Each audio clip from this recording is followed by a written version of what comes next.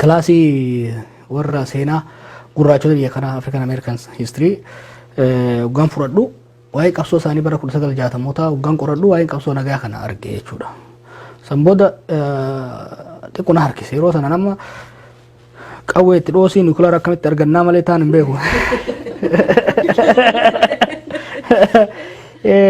garuu juwas qabsoon akkasiin gufuu seente nan hubadha mala adda addaa yaada waan hin tureef waa'ee qabsoo nagaa qorachuutti seene yeroon kun overlaap godha waan wayiitiin maaliif 2005 2006 2007 baay'ee waa'ee dargaggoota irratti baay'ee hojjechuu turre 2007 rakkoon abaa'oo keessatti hoggaa dhufu hamileen uree ture jechuudha anilleen yoo yaadattan waa hunda dhiisee Oxford dhaqeen ture waa'ee siyaasa Itoophiyaa kana jaarraa 14 irraa kaasee barachaan ture qorachaan ture yeroo gaafileen hedduun tarsiimoo irratti ilaalcha irratti gaafileen hedduun mataa kee keessatti uumaman turan yeroo akka haaraatti uumaa ture jechuudha kanaaf barsiisaa Claymore Carson jedhamu jira ka seenaa Martin Luther King barreessu King Institute jedhamu jira Stanforditti achitti regular barachuun eegale achumatti hin gale jechuudha osoo laaluun wanni tun hojjechuun ooltuutti inni ka'ee jechuudha sanbooda gara biyya hindiitti ergame biyya hindiitti dhaqee hojii gaandii fa'aa bakka inni itti jiraate garee fudhadhee deeme garee ijoollee hedduu fudhadhee deeme achittillee qorannaa godhee hoggaan yuunivarsiitii fixu immoo gara Washington DC deeme International Center on Non-Violent Resistance ka jedhamu jira kan waan kana specialize godhu kan Gene Sharp faan itti hirmaatan kan hayyoonni qabsoo nagaa irratti addunyaa irratti beekaman hundi amma kan hojjetan researchii cutting edge research kan hojjetan achitti akka internetitti fi akka research assistantittiin seene achitti gaa seenaa qabsoo kanaa qofa osoo hin tahin teknoolojii haaraa xiinxala siyaasaa waa'ee qabsoo nagaa akkatti akka deemamutti hanga ciqileettiin itti seene jechuudha yoo yaadatte achi hoggaan bahee kitaaba raabsuun seene waa'ee Orange Revolution waa'ee Force More Powerful tarsiimoo qabsoo as dhufeellee barsiisuun eegalee namni hundi maal namichi kun namni hundi qawwee waan jedhuuf namichi kun qabsoo seenne bishaan naquuf deemalleen turte akkasiin qabsoo nagaa keessa seene baay'een qoradhe almost 2009 hanga 2012tti waa barreessuu cinatti wanni baay'een baradhe fi qoradhe kana yeroo Arab Spring immoo sochii warra Arabaa dhufu ijoollee sanii sama tokko leenjisuu irratti xiinxala kennuu irratti baay'een hirmaadhe waa baay'een irraa baradhe jechuudha warra Eastern European Rice warra Color Revolution hojjetan Rice waa baay'een baradhe haala saniin abbaa qawweetirraa gara abbaa nagaatti deebine kuno gabaye successful ta'era yaadni ke barasana eeysaa gaajirra eeysaa ano amma kara akkas waa'ee kee dhaga'u amazing waa'ee matti tola dhugaa this is amazing so akkamittiin immoo gara social mediaatti dhufte egaa social media ni qabsoo oromoof waa qaba jettee akkamittiin amante ani addunyaa irratti warra dura Facebook seene probably 5,000 hanga 10,000 keessa warra duraati Facebook achuma Stanford fuulduratti kan banamte wajjira xiqqoo takka turte wajjira isaanii xiqqoo takka turte akka itti eegaltellee ijoollee kolleejii walitti hidhuudhaaf eeguma eegalellee kolleejiilee yuunivarsiitiilee gurguddaa Ivy League ta'an kanneen akka Harvard, Yale, Princeton, Stanford kana walitti hidhuudhaan ijoollee achi keessa jirtuun so freshman classiin keenya Facebook 2014 eegalee 2004 eegalee 2005 Stanford dhaqee so warri dura itti seene warra garee keenyati jechuudha yeroo sangaa waan baay'ee feemeti waluma barachuudhaaf dargaggeessaaf dargaggeettii wal barbaaduudhaaf kanuma kanaaf hojjeta hojiirra oola ture Facebookiin MySpace bakka bu'eeti ka dhufe yaadattan MySpace ture san MySpace ture SMS maal meseejiin tokko ture kanarraa gara Facebookitti dhufne dhaloonni keenya gaafa social media wajjin kan dhufe garuu qabsoo nagaa waggaa qorattuuf waggaa barattuuf leenjistu communication strategies key communication strategy yeroo bal'aa fudhadhee kan irratti baradhe qabsoon tokko yoon himamin naareet yoon godhamin kophaa isaatiin bu'aan buusu kanaaf communication strategy baay'ee barachaa waan tureef yeroo sanitti traditional media irratti television irratti maal irratti media akkamitti manipulate goota ka jiru barachaa turre social media immoo bahaa waan tureef gaafii ture hayyootuma waan kana baratan keessatti internetiin kunoo akkamitti dhiibbaa fida kan jedhu disruptive ture internetiin beeyte. Qabsoo keenya irratti internetiin miidhaa guddaas fidee booda nu fayyade malee dura abaaboo hamma tokko kan diigee interneetidha jechuu hin dandeenya beekta yoo yaadattani email networkiin suni paaltookiin kuni dismantle nu godheet feesbuukiin immoo deebisee nu jaare. Kanaaf yeroo sanatti hayyoonni addunyaa dhimma qabsoo irratti dalagan dhimma miidiyaa irratti kominikeeshinii irratti hojjetan society hawaasa kana garamitti transform godha ka jedhu baay'ee gaafii guddaa ture. Ani immoo akka Oromoo tokkotti akka qorataa dargaggeessa tokkootettis maali ka jedhu baay'ee qorachaan ture jechuu. Kanaaf oduma feesbuukii yoo hin ga'iin weebsaayitiilee ijoolleen teenya akka qixxeessoo faan hojjetan irratti mana bunaa maal irratti baay'ee barreessina turre. Paaltookii gaafan dura eegalu nama 15 faatu keessa ta'a ture. Paaltookii irratti illee nugusan ture amma tokko. Baay'ee hojjetee walitti fidus diiguurrattis irra caalaa diiguurratti dura walitti nu fide dura nama addaan faca'e waan baay'ee haasa'aa turre booda addaan nu facaase. Diinnis giddu galaa akkuma si fakkaatee diinnis giddu galaa namnis walii fataa wal dorgomiin aangoo bololli kun hundi dhufee haalli immoo siyaasallee rakkoo qabaachaa ture yoo sanitti sanirraa paaltookii dhiyeessineet weebsaayitii banannee mana bunaa ka jedhu qixxeessoo faan bananii achirratti atakaaroo osoo goonu feesbuukiin dhufnaan gara feesbuukitti baqannee jechuudha. Osoo kana cinaatti gaamma engagement in social media osoo jiru ani immoo barachaan ture akkamitti fayyadamna ka jedhu irratti baay'een qorachaa ture. San booda gaa keessattuu 2012 booda harkuma maradneetti seenne bifa saniin gara bu'aa buusuutti deemne social media I think addunyaa irratti hawaasni social media bu'aa guddaadhaaf itti fayyadama keessa tokko hawaasa Oromooti yoo jennee waan hedduu ol kaafne itti fakkaatu. Siyaasa tokko iyyuu jijjiiruudhaaf humna qaba. Guddaa qaba. Guddaa qaba. Baay'ee dhugaadha.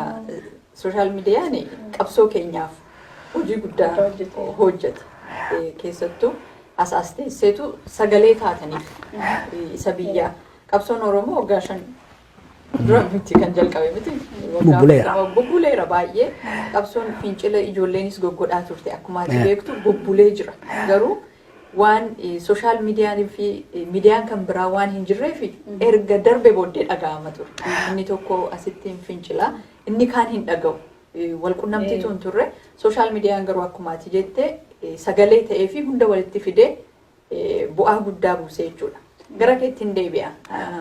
Jawar akka nama dhiyeenyaanis si beeku akka Oromoonis si beekutti carraa argattee tokkotti fayyadamuu beekta.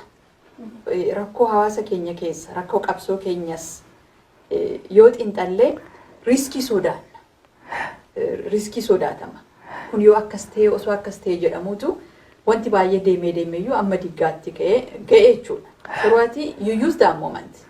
Taayimii gaafa argattu riskii fudhattee carraa sanatti fayyadamta. Yerootti bu'aa argamu jira. Yerootti balaattis deemamu nima jira.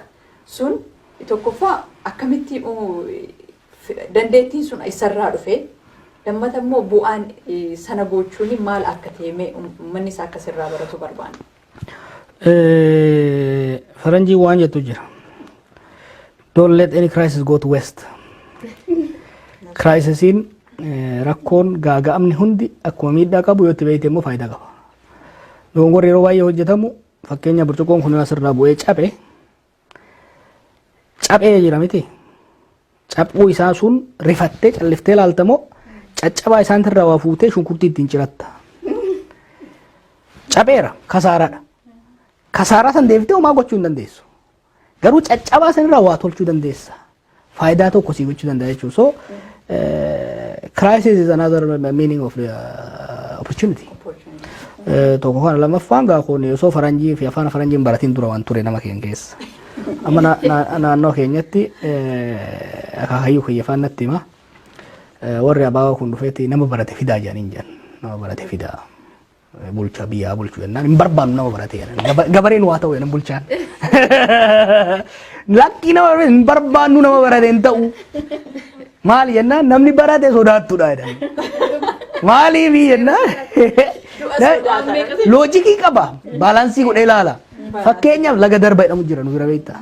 Laga darba kana gama waan calaqqisu wayii keessatti nama barate tokkoo fi gabaree tokkoo fiddee deemaa fudhaa yoo jetteeni namni barate kun taa'e dhugumaan sun warqii damo warqii miti jedhee bishaan kun hammam dhiphaadha na nyaatamoo na nyaadhama osoo jedhee inni yaadu gabareen ati yoo itti agarsiifte in seena 50 ka isaa kan namicha baratee kuni possibility meeqa osoo laalu probability inni achi dhaquudha gaba jalaa gadi xiqqaata agarte ani namicha baratiin kuni warqii jetteeni itti seena yookiin nyaata 50 qaba jechuudha ijoollummaan waan san dhagaye kanaaf hoggaan rakkoon tokko uumame teessee rakkoo sani alanshaa oolurra itti seenuu danda'uu qabda yookiin ta'a yookiin ta'u carraatti fayyadamu carraan sun yoo dhufe carraan tokkoffaa carraan ofiin hin dhufu wanni dhufu taatoodha feenomenaatu dhufa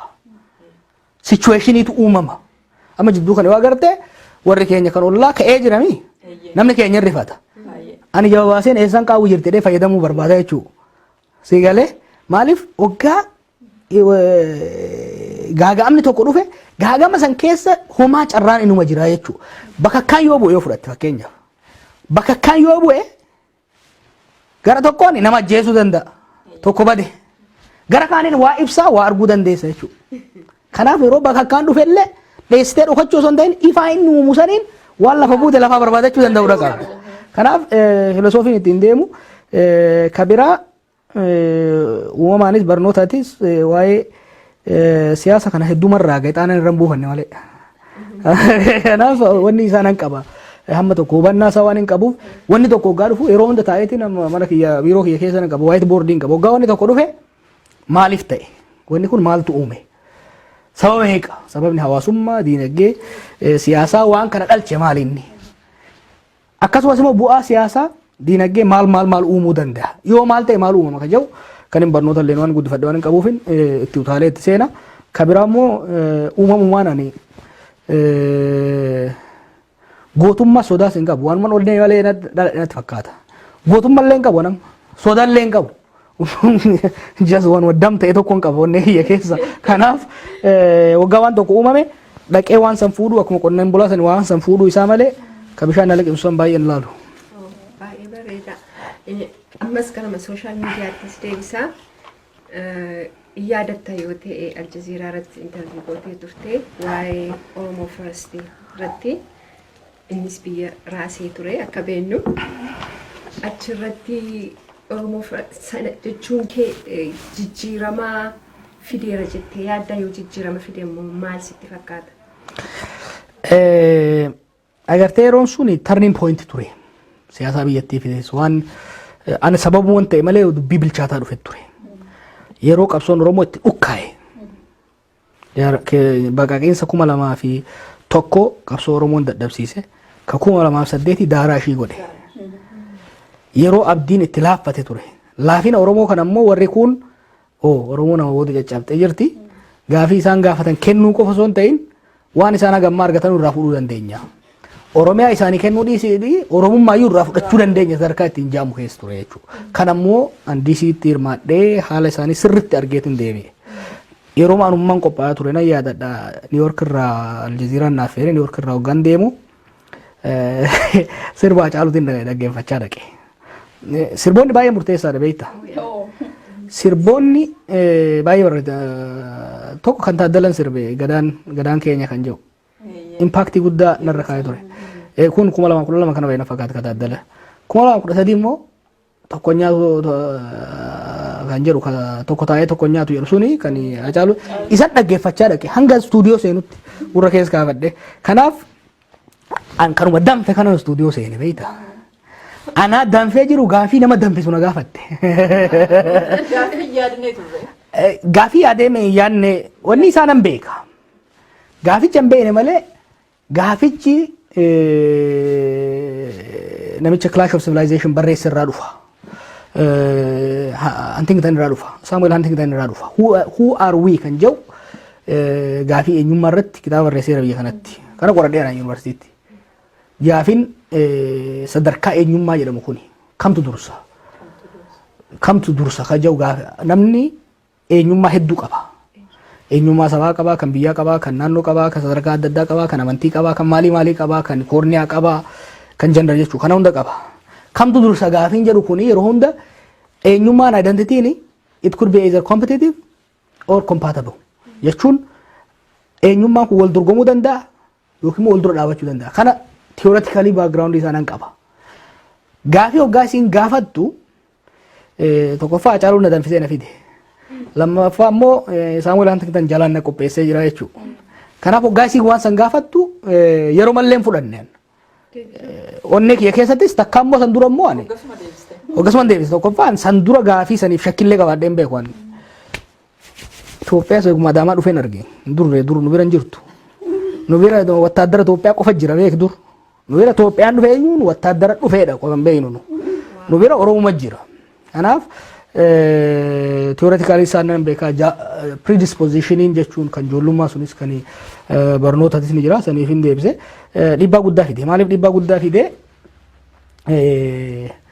Oromoo hamilee qabdus hamileen cabes ol kaase nulleen duulli san booda itti goone akkuma reefu jennetti hiree san itti fayyadamne saffisaan duulli Oromoo First Community Engagement jennee goone suni hamilee ummataa deebisuu irratti onnachiisuu irratti ummanni akka hinaafu hagan hunda tuffatamne kan jedhu sirriitti itti fayyadamne Oromoo Firstiin ofiinii miti kan bu'aa buuse Oromoo First is an event akka reefu jennetti opportunity dha event dha opportunity illee miti it's just an event yoo itti dhiifne ittiin nu cabsuu danda'ama ture gara opportunity jijjiirree duula guddaa waan ittiin gooneef siyaasa Itoophiyaa hin jijjiire OMN ittiin dhaabne waan bu'aa guddaa irraa buufanne jechuu kanaaf I think sarara dheeraa seenaa Oromootiif Itoophiyaa irratti bakka murteessaa ture natti fakkaata. Jechi sun dhugaadha amma waa'ee eenyummaa kaaste kanarratti siyaasa biyya sana keessatti amma akka arginutti yeroo hunda eenyummaa fi lammummaatu wallaaqaa jira jechuudha. Adda baasanii wallaaluutu rakkoo guddaa keessatti nu seensisaa jira. Kun maaliif ta'a? Tokkoffaa kan biraa immoo gaatuu kaasteetta Oromoo First jechi suni eventiin sun uummata Oromoos walitti fidee dhalachuu OMN'if illee sababa ta'e jechuudha. Dhalachuun OMN bu'aa guddaa gaa waan hojjetee qaba ati immoo qoda guddaa keessaa qabda waa'ee sarraas akka haasoftu barbaanna. Garuumee waa'ee wal makuu eenyummaa fi lammummaa ammanu eenyummaa keenya beekna. Lammummaan immoo waan addaati. Lammummaa waan jijjiirrachuu dandeessuudha. Eenyummaan garuu waan wajjin dhalattuudha. Biyya sana keessatti garuu kun qulqullaa'ee waan hin baramnee fi rakkoo ta'aa jira ammallee. Rakkoo qulqullaa'ee baratamuutii miti beeyta. Rakkoo dantaati.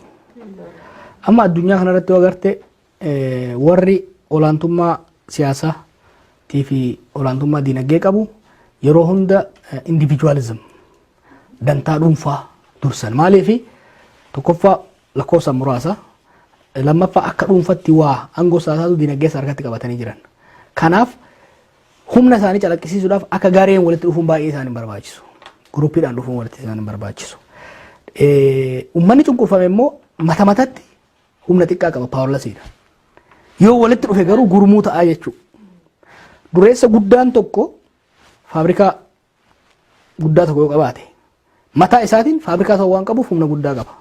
Hojjettoonni achi keessa jiran garuu akka hojjetate mataa isaaniitiin humna guddaa hin qaban. Hojjettoonni sun dhufanii yuuniyeenii yoo ijaaranii jechuun waldaa tokko yoo ijaaran humna namichi san ittiin chaalenjii godhuu fi waan barbaadan irraa argachuu horatu jechuudha. Kuni gaafii tureedha uummata addunyaa keessattuu eega siyaasaan baranee eegale. Industrial revolution booda addunyaa kana wanni dhuunfate fakkeenyaaf bara komunizimii kapitalizimii wanni jedhamu kun waan biraati miti beeke warri cunqurfamee fi warri hojjeta gareedhaan mirga isaa eeggachuu barbaada warri aangoorra jiruu fi warri diinagdee qabu immoo garee tana cabsee siyaasaan dhuunfadha maal godha beektaa miliyoonarii fi hojjetaan isaa hojjetu walqixa akka falmatan barbaada dureessi maaliif inni nama tokko haa ta'u obbo Gootamsaanii fi obbo Abdiisaan qabeenya qabaatee obbo Abdiisaan hojjetaa yoo ta'e yoo laaltu namoota tokko garuu kun kiisha isaa keessa humna guddaa qaba mizaana kanatu irra kaasaa jechuudha. Kana waan beekuuf obbo Gootamsaan kophaan walii haa baanuu jedha. Obbo Abdiisaan garuu lakkii obbo Tamaamis obbo Qaasimis obbo Toleeraas dabalachuun qabaa jedha. Wal dorgomuu ka danda'u kanaaf kuni waanuma addunyaa keessa jiru. gara siyaasan sabaatis kana keessaa hin baatu. Yoo laalte gareeleen sabni isaanii aadaan diinagdeen olaantummaa qabu siyaasa eenyummaa tarkaanfachiisuu barbaadu. Siyaasa dhuunfaa tarkaanfachiisuu barbaadu. Yoo barbaadan beeki amma eenyummaa jedhama malee dur maal jedhama siyaasa gitaa kilaas kan jiru garaagarummaa sabaa osoo hin taane kan gitaati jechuu barbaadan. Amma immoo garagalanii lakki rakkoo sabaa osoo hin taane kan jiru rakkoo dhuunfaati jechuu barbaadan. Siyaasa keessa waanuma jiru kun jechuu haalli amma isaan ittiin deeman kun kana aga tokko atakaaroo uumu. Atakaaroo immoo kan uumu maali? Abbichaan humna qabu humna saniin fayyadamu humna olaantummaa advaanteejii qabu san fayyadamuu barbaada.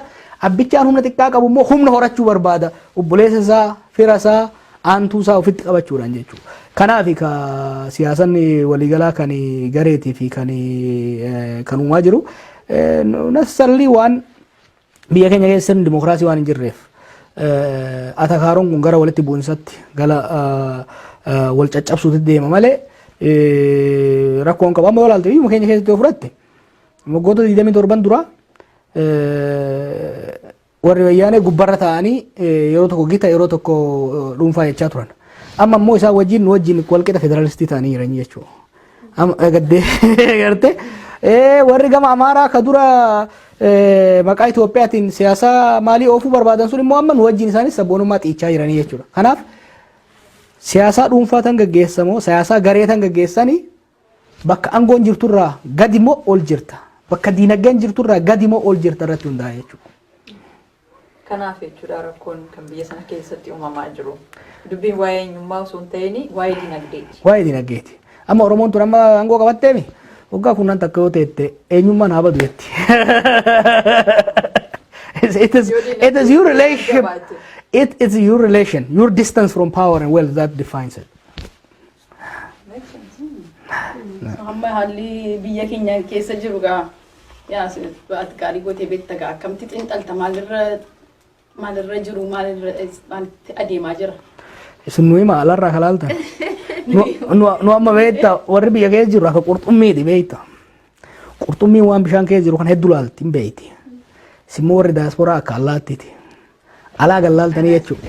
Yaa waan baay'ee hundumtu kan ofiisaatii makara karaan sun sana jedhamu kana miidiyaa irratti immoo isa kamtu sirriidha isa kamtu sobaa waliisaa namni beeku yaa namni konfiizinii keessa jiraata waan baay'ee rakkisaadha.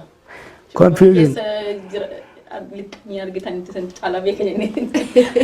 Dhugumaa garuu kan talileettiin dabala waggaa dheeraa booddee egaa amma gara biyya deebiteetta. Mee gara qabsoo asitti biyyaan baateessee godhaa turte booddee haalli jijjiiramee yeroo gara biyyaatti deebitu haala si mudate akkamitti argatte? Anaaf beektaa agas maran fagaanne qaamaan as jiraadha malee qalbiin tiyya halkanii guyyaa achumaan hin turee fi wanni haaraa baay'ee natti uumame hin jiru. Garuu akkuma dhaqeetti hojiitti hin seene hojii baay'ee yeroon as ture caalaadha biizii kan hin ture. Wanni wayyaa asitti biiroo matanan ta'a soon bula akkuma beektanitti achi baadiyyaa keessa deemuun baay'ee socho'uun barbaachisaa ture. Uummata bal'aa arganii waliin haasa'uun barbaachisaa ture. Asitti amma yaada uummataa argachuudhaaf addunyaa yeroo san kan hin deemu doolaara walitti qabuu qofaaf hin turre yaada uummataa dhaggeeffachuudhaaf. Maaliif uummata kanaaf tarsiimoo baasuu barbaadde haala baasuu barbaaddu taate dirqama uummata dhaggeeffachuu qabda. Maaliif akka warra nabiyyootatti malaayikaan dhufanii namatti himan. Malaayikaan jaarsumaa fi manguddoo biyyaa kana jechuudha. Daasporaa irra ganda irra deemee waggaa qophii yommuu qophaa'u yeroo hunda qophii lama qopheessa. Qophii galgala qophiin borumtaa yoo ta'e san dura walitti qabee koree waan akkasii jaarsoon dubbisaa sammuun sun amma waan baay'ee inni godha ture. Fiidbaakii gaarii kenna ture. Amma immoo bal'aadhaan uummata keessa deemuun danda'amee jira. Haala gaarii ture. Umrii kee guutuu mootummaan falmaa turtee immoo amma waggaa dhayituu hariiroon ati mootummaa wajjin qabdu maalillee konfiyuuzhinii uuma. Walitti sesseeyitaa garuu immoo gadoof godaannis ni jira jechuudha. Hariiroon mootummaa wajjin qabnus akkasuma jijjirti. Waliigalatti haala wal keessa mammakaa ture amma danda'ametti hedduun carraaqe hedduun tattaafadhe keessattuu jootu duraarratti yeroo hunda keessan irratti yeroo sirni abbaa irree daakame sirni wayyaan dhufee haalli hin tasgabbaa'initti yeroo humni qeerroo kunis akkuma danfetti ture irratti san xiqqoo tasgabbeessanii ijoollee taayitaa irra jiran kana aga taayitaa isaan cimsatanii uummata jalaa tasgabbeessuu irratti baay'een carraaqaa ture. Haalli ammaa kan taliileen gaafatte haalli amma Itoophiyaa keessa jiru haala si'aayina qabuudha. Haala namu real politics has started. Waggoota duraa baranoo jedhama beektaa naannoo kiyyaa sanitti namni dura yoo ol fuudhu waggaa duraa san baranoo jedhama. Waliin lolu jaarsaa jaartillee waliin fiqirii hundi isaa. Baranoo wal lollaani baranoo waliin loltu. Rakkoon yoo jiraatu rakkoollee namatti mul'attu. Hiyyummaallee namatti mul'atu. Maaliifi geega'oon kan dhufeen jira kaaloo dhayanii fi dhufe ka gumaataan dhufe waan jiruuf namni ol fuudhu waggaa duraa ji'a jahan duraa san bultiin akka malee ho'itu rakkoolee namatti hin dhagahamtu jechuudha. Kanaaf uummanni biyya keenyaatis roorroo waggaa 27 jalaa bahee waggoota duraa san rakkoolee jiran hunda guutumatti irraanfatee mirqaanaan gammachuudhaan madamarii keessa ture akka gaariitti. Amma baranoon sun amma xiqqoo dabartee jirti jechuudha. Amma dhugaan amma asii fuudhee galtee jirti jechuudha. Garaagarummaan badee awwaalame sun illee amma as bahuu eegalee jira. Tokko kana lammaffaa uummanni bilisummaa waan gonfatee jiruuf bilisummaan akkamitti akka jiraachuu qabu barachaa jira. Daangaan bilisummaa tun hagam dhiibamti. Dur abbaa irreetis sii murteessa. Akkaataa isin wal cinaatti teettanillee distaansii kan isinii murteessu abbaa irree ture jechuudha. Amma abbaan irree waan hin jirreefi daangaan abbaan irree naa ka'e tun sirri moo mee achi dhiibullee hin jirti walitti bu'iinsa agartuu illee kanarraa dhufaa jechuudha. Stretch godha. There is no horizontal organization authoritarian system keessatti.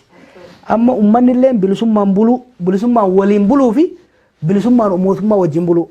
Horizontaalii dalgatti akka uummataatti bilisummaan waliin buluu barachaa jira. Irraa gadeetti immoo mootummaa wajjin akkamitti bullaa irratti barataa jira uummanni. Mootummaan waggaa dheeraaf sirna abbaa irree keessa ture eeguma uumamtee uwwisanitti. Uummanni yoo daabboo naa kennaa jedheen yoo qabaate irraa kutee darbaa fi waan qabaanne dhagaa itti gad darbaa jechuudha mootummaan. Kanaan jiraata. Amma hin jiru sun. Kanaaf uummata bilisoome ka ofii wal qoccolu ka gubbatti ammuma naa kennu jedhu kana bulchuu barachaa jira jechuudha. Amma gaaga'amni fi dadammaqiinsi walitti bu'iinsi wal xixxaan amma Itoophiyaa keessatti agartutti kuni waanuma ce'umsa keessatti dhufu. Garuu dogongoratu hojjetame agartee. Yeroo baranoo san yeroo waratii san yeroo dura madammarii san wantoonni tokko wanni kun akka dhufamu wayiwaachaan ture doon asiin deemin mirqaanni kuni booda kishifii dhufa cabsii isa barbaachisa jechaatiin ture beeyte itti qophaa'uu dhabame amma cabsii barbaada silaa biyyi sun amma waan kishifi isa godhu barbaachisa. Karaan tolchineef mirqaanni sun guutee dhangala'aa jira amma beeyte. Kanaaf wanni amma roodmaap jennee haasofnu kun qophaa'uu dhabuun waan sadii wal nyaataa jira. Siyaasaan gubbatti jirti. Siyaasa irratti qophaa'uu dhabuun fi waliigalteedhaan argamuu dhabuun security irratti nageenya irratti rakkoo uumaa jira. Rakkoon tasgabbii immoo diinagdee irratti rakkoo uumaa jira. Diinagdeen haga tokko jarri kun saamatee deemee haga kaan kun ukkaamsatee jira. Rakkoon diinagdee jira kun sadeen amma rakkoo uumaa jira. Kanaaf waratiin sunii fi ho'i sun dabree jira. Qorra hamatti hin seenne garuu of eeggannoo yoo deemamuu baate rakkoo uumuu danda'a. Natti fakkaata akkuma dandeef jetti yoo hojjetan garuu keessa bahuu danda'a.